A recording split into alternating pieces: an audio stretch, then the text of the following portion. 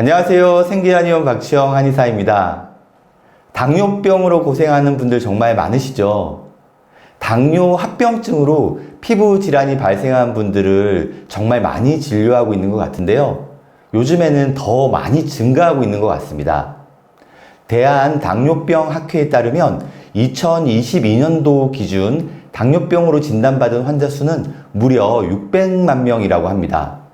그리고 당뇨병 전 단계 인구는 1600만 명으로 추산된다고 합니다. 과거 2012년도에 대한당뇨병학회 연구보고서에는 2030년 당뇨병 유병 인구가 450만 명, 2050년에 600만 명을 돌파할 것으로 예측했습니다. 그런데 실제로는 이보다 무척 빠른 속도로 무려 30년이나 빠르게 600만 명을 돌파를 한 것입니다. 게다가 당뇨병은 기성세대뿐만 아니라 젊은 세대에게서도 계속 증가하고 있습니다. 젊은 세대에게서 당뇨병 발생이 증가하고 있는 것은 개인적인 문제뿐만 아니라 사회적으로도 심각한 문제입니다. 당뇨병으로 발생하는 피부 합병증은 정말 많은데요. 이번 영상에서는 당뇨발을 주제로 말씀을 드리겠습니다. 당뇨발은 당뇨로 인해 발생하는 발의 손상을 통칭해서 부르는 말입니다. 발에 발생하는 궤양, 창상과 같은 것이 대표적인 증상입니다. 당뇨 환자분들은 혈관이 좁아져 있고 면역력이 떨어지는 경우가 대부분입니다. 그래서 발에 조그마한 상처라도 생기게 되면 상처가 낫지 않다가 만성적인 상처로 진행되게 됩니다. 이러한 상처들이 궤양으로 진행되면서 비극이 시작된다고 할 수 있겠죠. 그런데 대부분은 발에 궤양이 생기기 전에 당뇨병성 신경증을 경험하게 됩니다. 다리로 가는 혈관뿐만이 아니라 신경도 같이 손상이 되기 때문에 다리에서 쥐가 잘 난다거나 저릿한 증상을 느끼게 됩니다. 이러한 상태가 계속해서 진행되면서 발의 감각이 둔해집니다. 그래서 상처가 발생하더라도 통증을 못 느끼면서 상처가 진행되는 것을 신경병성 궤양이라고 합니다. 이와 동시에 다리로 가는 혈관이 좁아지면서 생기는 궤양을 혈관병성 궤양이라고 합니다. 신경병성 궤양과 혈관병성 궤양이 복합적으로 작용하면서 당뇨발 궤양이 되는 것입니다. 혈관을 통해서 산소와 영양분, 면역세포가 공급됩니다. 그런데 혈관이 좁아져 있기 때문에 궤양과 상처가 생기면 피부 재생이 되지 않고 회복되는 것이 어렵습니다. 그래서 이러한 문제를 해결하는 것이 당뇨발 치료의 핵심이라고 할 수 있겠습니다. 한약재 중에는 혈류순환을 촉진시키는 다양한 한약재들이 있습니다. 이러한 한약재를 피부에 직접 바르거나 뿌리는 외치요법이 있습니다. 그리고 한약 복용을 통해서 해결하는 내치요법이 있습니다. 당뇨발은 한약적인 외치요법과 내치요법을 적절하게 활용해야 합니다. 그리고 발에 직접적으로 침이나 약침을 시술하기도 합니다. 물론 상처와 궤양 부위가 심한 부위에 직접적으로 시술하는 것은 아닙니다.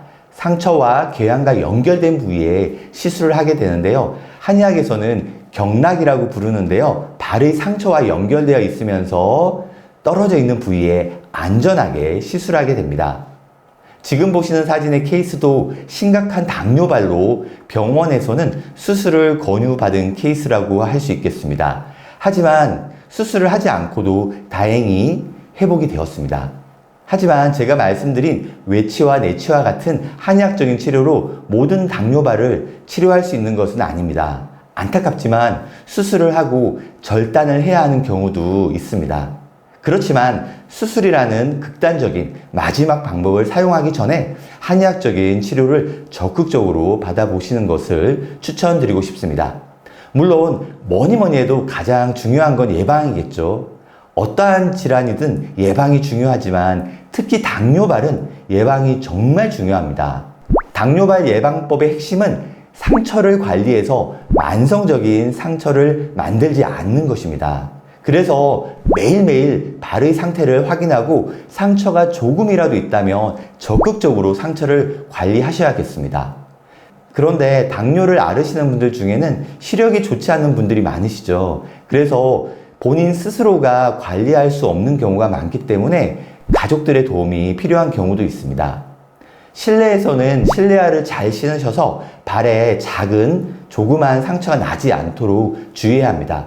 그리고 발톱을 깎을 때도 상처가 잘 발생하기 때문에 발톱도 짧게 깎지 않도록 노력해야 합니다. 신발도 넉넉하게 신으시는 것이 좋습니다. 발에는 굳은 살과 티눈 같은 것들이 잘 생기죠. 그래서 굳은 살을 제거하거나 티눈을 제거하면서도 상처가 발생할 수 있기 때문에 주의하셔야겠습니다.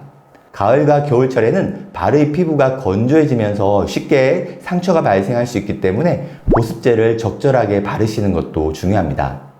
평상시에 족욕을 자주 하는 것이 당뇨발 예방에 도움이 됩니다. 하지만 발에 상처가 있을 때는 절대 족욕을 하시면 안 됩니다. 그리고 족욕을 할 때 너무 뜨겁게 오래 하는 것도 피하셔야 합니다. 38~9도 내외의 체온보다 살짝 높은 온도에서 15분 내외로 가볍게 하시는 것을 추천드립니다. 족욕은 미세 혈류순환을 도와주면서 피부의 자연 보습을 향상시켜주는 최고의 방법이라고 설명드릴 수 있습니다. 이번 영상에서는 당뇨발이라고 하는 심각한 질환에 대해서 설명을 드렸습니다. 당뇨발은 정말 예방이 중요합니다. 제가 소개해드린 관리 방법을 꾸준히 실천하시길 강조드리면서 이번 영상을 마무리하겠습니다. 당뇨발에 대해서 더 궁금하신 점은 댓글로 남겨주시면 답변 드리겠습니다. 이번 영상이 도움이 되셨다면 구독, 좋아요, 알림 설정 부탁드립니다. 시청해주셔서 감사합니다.